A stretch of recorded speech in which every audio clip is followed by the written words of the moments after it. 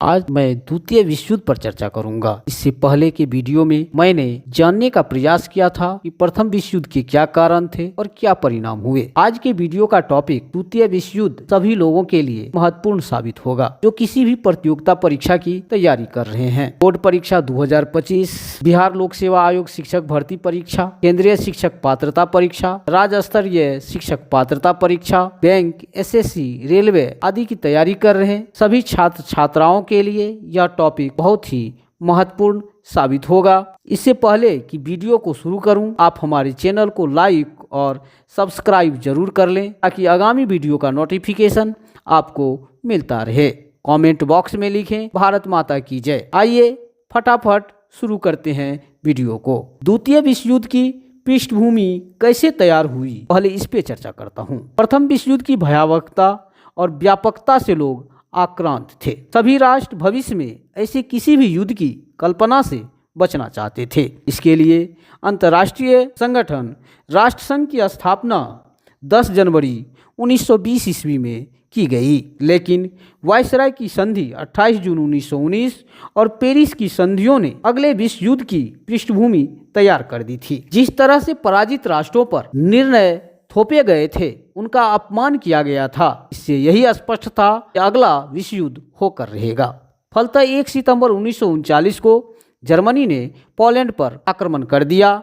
इसके साथ ही द्वितीय विश्व युद्ध शुरू हो गया। द्वितीय विश्व युद्ध के कारण क्या थे, इसको जानने का प्रयास करता हूँ। सबसे महत्वपूर्ण कारण वायसराय की संधि की विसंगतियां। द्वितीय विश्व युद्ध का बीजारोपण वायसराय संधि ने कर दिया था। प्रथम विश्व युद्ध के लिए जर्मनी को जिम्मेवार ठहराया गया था। फ्रांस के पेरिस में स्थित वायसराय के महल में 28 जून 1919 को यह अपमानजनक संधि को थोपा गया था। इस संधि में 440 धाराएं थी। उस समय लाचार जर्मनी के पास इस अपमानजनक संधि को स्वीकार करने के अलावा अन्य कोई विकल्प मौजूद नहीं था। आइए अब इस संधि के प्रमुख प्रावधानों पर चर्चा करते हैं। जर्मनी के सार क्षेत्र 15 वर्ष के लिए फ्रांस को दे दिया गया। राइन नदी की घाटी क्षेत्र को सेना रहित करने का फैसला लिया गया। जर्मनी की सेना 1 लाख तक सीमित कर दी गई। जर्मनी के सारे उपनिवेश विजित राष्ट्रों में बांट दिया गया।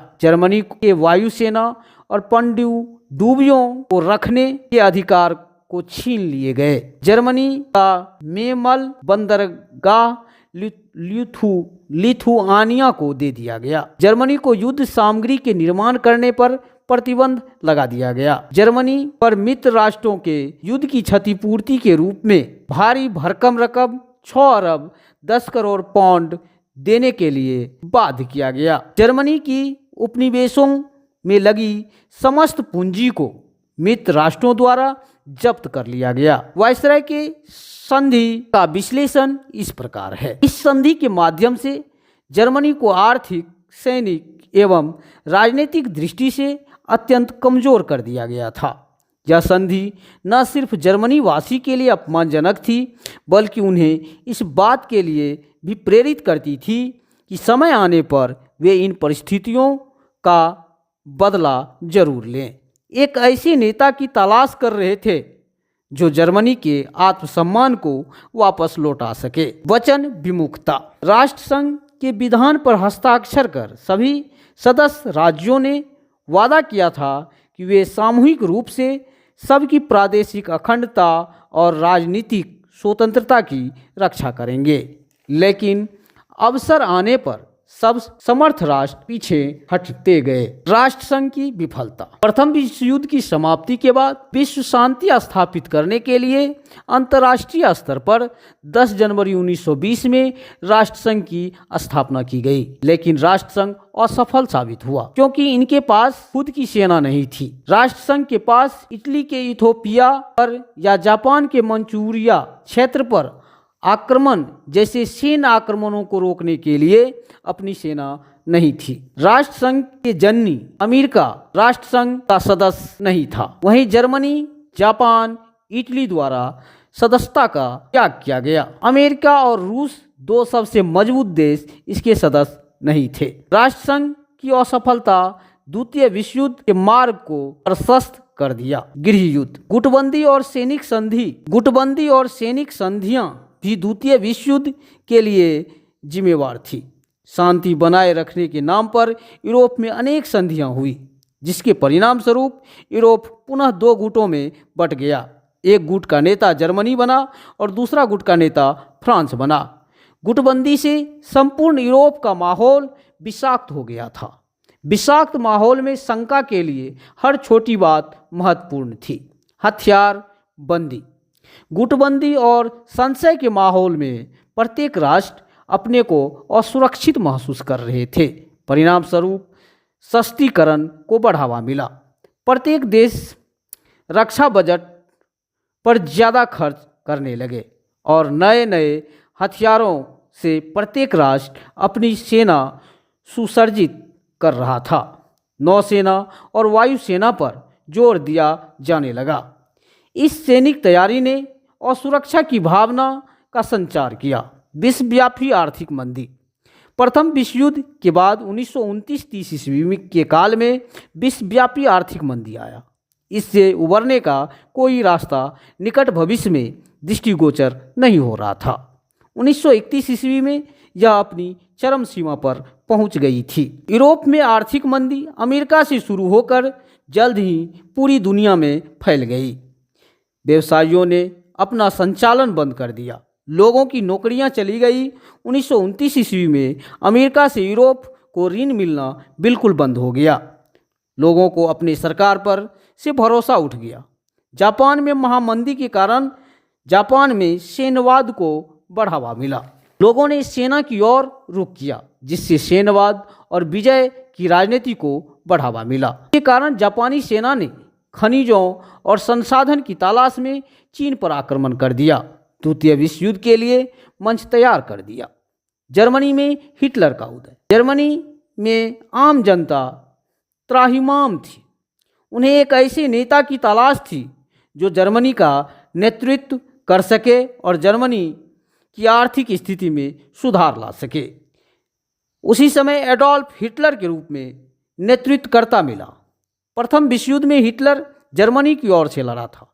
युद्ध में अभूतपूर्व वीरता के लिए उसे आयरन क्रॉस की उपाधि प्राप्त हुई थी। जर्मनी की हार से उन्हें घोर निराशा हुआ। हिटलर ने जर्मनी की हार के लिए जर्मनी के शासक को जिम्मेवार माना। हिटलर ने सत्ता में आते ही जर्मनी में अनिवार्य सैनिक सेवा लागू कर दिया। 1933 ईस्वी में राष्ट्रसंघ की सदस्यता छोड़ देने की घोषणा की। वायसराय की अपमानजनक संधि को मानने से इनकार कर दिया। उग्र राष्ट्रीयता की भावना जनता में भर दिया। कई देशों के साथ समझौता किया और अपने सेना में वृद्धि करना प्रारंभ कर दिया। अपनी सेना को विश्व में सबसे महान सेना बनाने का प्रयास किया। तुष्टीकरण की नीति। इंग्लैंड की तुष्टीकरण की नीति भी बहुत हद तक द्वितीय विश्व युद्ध के लिए जिम्मेवार थी। पश्चिमी पूंजीवादी देश साम्यवादी रूस को नफरत की दृष्टि से देखते थे। वे चाहते थे कि हिटलर किसी भी तरह सोवियत रूस पर हमला कर दें, जिससे दोनों कमज़ोर हो जाएं और तब हस्तक्षेप करके दोनों शक्ति को बर्बाद कर देंगे। इसीलिए शुरू में पश्चिम के राष्ट्र हिटलर की मांगों को स्वीकार करते रहे और बाद में हाथ खींचना शुरू किया। तब तक देर हो चुकी थी। 1938 ईस्वी में म्यूनिख में हिटलर और मुसोलिनी मिले, जहां इंग्लैंड और फ्रांस ने हिटलर के सुडलैंड पर अधिकार को मान्यता दे दी। तुष्टीकरण की नीति के कारण ऑस्ट्रिया और चेकोस्लोवाकिया पर जर्मनी के कब्जे को ब्रिटेन या फ्रांस से कोई प्रतिरोध नहीं मिला। मित्र राष्ट्र राइनलैंड में जर्मनी के अभ्युदय को नियंत्रित करने में विफल रही। तुष्टीकरण की नीति ने हिटलर को विद्रोह के लिए खुली छूट प्रदान की। ब्रिटिश प्रधानमंत्री नेविल चैम्बरलेन की तुष्टीकरण की नीति की विफलता का ही परिणाम था कि युद्ध अपरिहार्य हो गया था। 1939 ईस्वी में हिटलर ने पूरे चेकोस्लोवाकिया पर अधिकार कर लिया था। उसके बाद डेंजिंग बंदरगाह और पॉलिश गलियारे की मांग पोलैंड से की। पोलैंड ने मांग नहीं मानी। फलतः जर्मनी ने 1 सितंबर 1939 ईस्वी को पोलैंड पर आक्रमण कर दिया। फलतः द्वितीय विश्व युद्ध शुरू हो गया।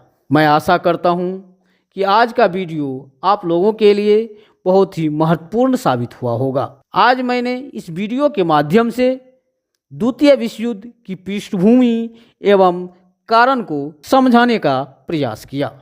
आगे के वीडियो में मैं बताने का प्रयास करूंगा कि द्वितीय विश्व युद्ध के क्या परिणाम हुए। तब तक के लिए आप लोगों को बहुत बहुत धन्यवाद। जय हिंद, जय भारत माता।